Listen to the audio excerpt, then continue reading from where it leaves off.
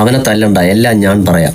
ഒരു ശബ്ദം കേട്ട് എല്ലാവരും പുറത്തേക്ക് നോക്കി. പുറത്തെ മഴയിൽ നിന്ന് കയറി വരികയാണ് മഴക്കോട്ട് ധരിച്ച 3 പേർ. സംസാരിച്ച ആളിനെ കണ്ണന് മനസ്സിലായി. ശേഖരൻ.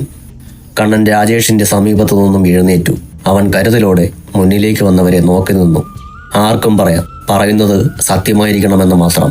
കണ്ണനത് പറഞ്ഞ് ശേഖരന് നേരെ രൂക്ഷമായി നോക്കി. നിനക്ക് കിട്ടിയതൊന്നും പോരാ അല്ലേ? ശേഖരൻ പരിഹാസപൂർവം ചിരിച്ചു. പോരാ, കിട്ടിയതൊക്കെ ഇരട്ടിയായി തിരികെ കൊടുക്കുകയും വേണം. അതല്ലേ അതിൻ്റെ ഒരു ന്യായം.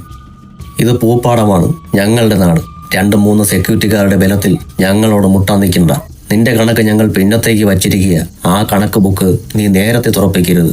ശേഖരൻ ഭീഷണിയുടെ സ്വരത്തിൽ പറഞ്ഞു. നിന്റെ കണക്ക് ബുക്ക് ഞാൻ കൂടെ കൊണ്ട് നടക്കേണ്ട. കാണുന്നിടത്ത് വച്ച് തന്നെ മുഴുവൻ കണക്കും തീർക്കാൻ. അത് പറഞ്ഞു തീർന്നതും കണ്ണൻ ഒരു അഭ്യാസിയെപ്പോലെ ചാടി ഉയർന്ന് ശേഖരന്റെ നെഞ്ചിൽ ചവിട്ടി. അപ്രതീക്ഷിതമായ ആ ആക്രമണത്തിൽ ശേഖരന്റെ കാലിടറിപ്പോയി. പിറകിലേക്ക് വീഴാൻ പോയ അയാളെ പിന്നിൽ നിന്ന കൂട്ടാളികൾ താങ്ങി. ശേഖരൻ തന്റെ നെഞ്ച് തടവി. അയാൾക്ക് അത്ര കണ്ട് വേദനിച്ചിരുന്നു. അടിച്ചു കൊല്ലടാ ഈ നെത്തോലിയെ. ശേഖരൻ കൂട്ടാളികളെ നോക്കി അലറി. അവർ കൊല്ലാനുള്ള കലിയോടെ കണ്ണനെ വളഞ്ഞു. അത് കണ്ട ഗിരീഷ് പിന്നെയൊന്നും നോക്കിയില്ല. ഭ്രാന്ത് പിടിച്ചതുപോലെ ചന്നം ഭിന്നം അടി തുടങ്ങി. ഗിരീഷ് അങ്ങനെയാണ്, കണ്ണും പൂട്ടി അടിക്കും. കൊള്ളുന്നത് ശത്രുക്കൾക്കാണോ അതോ ബന്ധുക്കൾക്കാണോ എന്നൊന്നും ഗിരീഷ് നോക്കാറില്ല. ശേഖരനും രാജേഷും കൂടെ എതിർചേരിക്ക് വേണ്ടി ഇറങ്ങിയതോടെ കണ്ണനും ഗിരീഷിനും നല്ല ഇടി കിട്ടി തുടങ്ങി. 4 മല്ലന്മാരോട് ആ ചെറിയ പയ്യന്മാർ എങ്ങനെ എതിർത്ത് നിൽക്കാനാണ്? എന്താ നോക്കിക്കുന്നത്? ഇറങ്ങുന്നില്ലേ? ഇടികൊണ്ട് താഴെ വീണ ഗിരീഷ് സെക്യൂരിറ്റിക്കാരോട് ചോദിച്ചു. ഇടിക്കുന്നവർ പൂപ്പാടത്തുള്ളവരായതുകൊണ്ട് സംഘർഷത്തിൽ ഇടപെടാൻ സെക്യൂരിറ്റിക്കാർ മടിച്ചു. അവർക്ക് ഇനിയും ഇവിടെ ജോലി ചെയ്യേണ്ടതല്ലേ? ഈ സെക്യൂരിറ്റിക്കാരുടെ ബലത്തിലാണ് താൻ ഇടിക്കാൻ ഇറങ്ങിയത്. ഇവന്മാർ ഇത്രയ്ക്ക് കിഴങ്ങന്മാരാണെന്ന് അറിഞ്ഞില്ല. ഇനി കിട്ടുന്നത് വാങ്ങിച്ചു കൂട്ടുക, അത്ര തന്നെ. ഗിരീഷ് മനസ്സിലോർത്തു. ജയിക്കുമെന്ന പ്രതീക്ഷയില്ലെങ്കിലും കണ്ണനും ഗിരീഷും വീറോടെ പൊരുതുന്നുണ്ടായിരുന്നു. 5 എണ്ണം ഇങ്ങോട്ട് കിട്ടുമ്പോൾ 2 എണ്ണം അങ്ങോട്ടും അവർ കൊടുത്തുകൊണ്ടിരുന്നു. പെട്ടെന്നാണ് ശേഖരന്റെ നിലവിളി ഉയർന്നത്. ഗിരീഷ് അത്ഭുതത്തോടെ നിലവിളി കേട്ട ഭാഗത്ത് നോക്കി. ശേഖരന്റെ തല പിടിച്ച് ചുമരിലിട്ടിടിക്കുന്ന ശശിമേശ്വരിയെയാണ് ഗിരീഷ് കണ്ടത്. കണ്ണാ, ശശിമേശ്വരി വന്നു. ഗിരീഷ് കൈകൾ ഉയർത്തി ആഹ്ലാദം പ്രകടിപ്പിച്ചു. കണ്ണൻ നോക്കിയപ്പോൾ ശശിമേശ്വരി മാത്രമല്ല, ഹോസ്പിറ്റലിൽ ഉണ്ടായിരുന്ന ചെമ്പകത്തോപ്പുകാർ മുഴുവനുമുണ്ട്. ഇനി കളി മാറും, കണ്ണൻ മനസ്സിൽ പറഞ്ഞു. കണ്ണൻ വിചാരിച്ചതുപോലെ കളിയുടെ ഗതി അതോടെ ആകെ മാറിപ്പോയി. അതുവരെ പോയിന്റ് പട്ടികയിൽ മുന്നിട്ട് നിന്നിരുന്ന ശേഖരനും സംഘവും തീരെ താഴേക്ക് പോയി. 4 പാട് നിന്നും ഇടിയോട് ഇടിയായിരുന്നു. ഇടികൊണ്ടവർ ഇരുന്നുപോയി എന്ന് വേണം പറയാൻ. ഈ സമയം കണ്ണൻ നിലത്ത് കിടന്ന ഒരു മരക്കമ്പെടുത്ത് ശേഖരനെ തലങ്ങും വിലങ്ങും തല്ലാൻ തുടങ്ങി. ശേഖരന്റെ ശരീരത്ത് അടികൊണ്ട ചുവന്ന പാടുകൾ തിണർത്തു തെളിഞ്ഞു. ചെമ്പകത്തോപ്പ് കവലയിൽ വച്ച് തന്നെ തല്ലിയതിന് പ്രതികാരം ചെയ്യാൻ ഇനി ചിലപ്പോൾ വേറൊരു വേദി കിട്ടില്ല എന്ന് കണ്ണൻ അറിയാമായിരുന്നു. അവസാനം ശേഖരൻ കൈകൂപ്പി കരഞ്ഞപ്പോഴാണ് കണ്ണൻ അടി നിർത്തിയത്. പറയടാ, എന്തിനാ നീ നന്ദിനിയെ കൊല്ലാൻ ശ്രമിച്ചത്? കണ്ണൻ ശേഖരനോട് ചോദിച്ചു. ഇതൊരു ഹോസ്പിറ്റലല്ലേ, വിചാരണയും ശിക്ഷയുമൊന്നും ഇതിന്റെ മുന്നിൽ വെച്ച് വേണ്ട. 4 പേരെയും നമുക്ക് കോടതിയിലേക്ക് കൊണ്ടുപോവാം. അതും പറഞ്ഞ് ശേഖരന്റെ കഴുത്തിനു പിന്നിൽ പിടിച്ച് തള്ളിക്കൊണ്ട് ശശിമേശ്വരി മുന്നോട്ട് നടന്നു. ബാക്കി 3 പേരെയും കൊണ്ട് ചെമ്പകത്തോപ്പുകാർ ശശിമേശ്വരിയുടെ പിന്നാലെ നടന്നു. ശശിമേശ്വരി ശേഖരനെയും കൊണ്ട് ഹോസ്പിറ്റലിന് പിറകിലുള്ള കാട് പിടിച്ച സ്ഥലത്തേക്കാണ് പോയത്. അവിടെ കിടന്നിരുന്ന നായ്ക്കൂട്ടം വലിയൊരു കൂട്ടം ആൾക്കാർ വരുന്നത് കണ്ട് ചിതറിയോടി.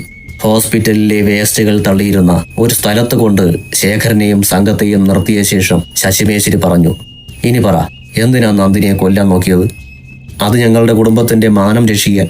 അവൾ തന്തയില്ലാത്ത ഒരു കൊച്ചിനെ പെറാതിരിക്കെ. ചത്താൾ എല്ലാം അതോടെ തീരുമല്ലോ. ശേഖരൻ രോക്ഷത്തോടെ പറഞ്ഞു. കള്ളം. ശശിമേശ്വരി ചിരിച്ചു. നന്ദിനിക്ക് വയറ്റിലുണ്ടെന്ന് ആരാ നിങ്ങളോട് പറഞ്ഞത്? ആരും പറഞ്ഞില്ല. പിന്നെ ഊഹിച്ചെടുത്തോ? ചെമ്പകത്തോപ്പിൽ നിന്നും പൂപ്പാടത്ത് വന്നവർ പറഞ്ഞറിഞ്ഞതാണ്. പറഞ്ഞവർക്ക് പേരില്ലേ? പേരറിയില്ല. നന്ദിനിക്ക് ബോധം വന്ന അവൾ സത്യമെല്ലാം പറയുമെന്നും കണ്ണനെ പിന്നെ ഇതിന്റെ പേരിൽ ഉപദ്രവിക്കാൻ കഴിയില്ലെന്നും അതുകൊണ്ട് നന്ദിനിയെ എത്രയും പെട്ടെന്ന് കൊന്നുകളയണമെന്നും ആ പേരറിയാത്തവർ നിന്നോട് പറഞ്ഞു. ശശിമേശ്വരി സംസാരം ഒന്ന് നിർത്തി ശേഖരന്റെ മുഖത്തേക്ക് നോക്കി. എന്തു പറയണമെന്നറിയാതെ ശേഖരൻ നിശബ്ദനായി നിന്നു. ശശിമേശ്വരി തുടർന്നു. അപ്പോ ആ പേരില്ലാ കൂട്ടരുടെ ലക്ഷ്യം നന്ദിനിയല്ല, കണ്ണനാണ്. ഇത്രയും ഞങ്ങൾക്ക് മനസ്സിലായി. ഹോസ്പിറ്റൽ വേസ്റ്റുകൾക്കിടയിൽ കിടന്ന തുരുമ്പിച്ച ഒരു സിറിഞ്ച് കയ്യിലെടുത്തുകൊണ്ട് ശശിമേശ്വരി പറഞ്ഞു. ഇനി ഞങ്ങൾക്കറിയേണ്ടത് അവരുടെ പേരാണ്. അത് നിനക്കറിയാമെന്ന് ഞങ്ങൾക്കറിയാം. പറഞ്ഞില്ലെങ്കിൽ. കയ്യിലിരുന്ന തുരുമ്പിച്ച സിറിഞ്ച് ശേഖരന്റെ ശരീരത്തിൽ മുട്ടിച്ചുകൊണ്ട് ശശിമേശ്വരി ശേഖരനോട് ചോദിച്ചു. നിനക്ക് ഇഞ്ചക്ഷനെ പേടിയുണ്ടോ? ഉണ്ട്, ശേഖരൻ ഭയത്തോടെ പറഞ്ഞു. തുരുമ്പിച്ച സൂചി കൊണ്ടുള്ള ഇഞ്ചക്ഷനാണ് ഇഞ്ചക്ഷൻ. മരിച്ചാലും മറക്കില്ല അതിൻ്റെ ഒരു സുഖം. വേണ്ട, ശേഖരൻ നിലവിളിച്ചു. പഴുത്ത് പുഴുത്തു ചാവണ്ടെങ്കിൽ നിനക്ക് കൊട്ടേഷൻ തന്നവന്റെ പേര് പറയടാ. ഗോപിമേശ്ശേരി അലറിക്കൊണ്ട് ശേഖരന്റെ അടുത്തേക്ക് ചെന്നു.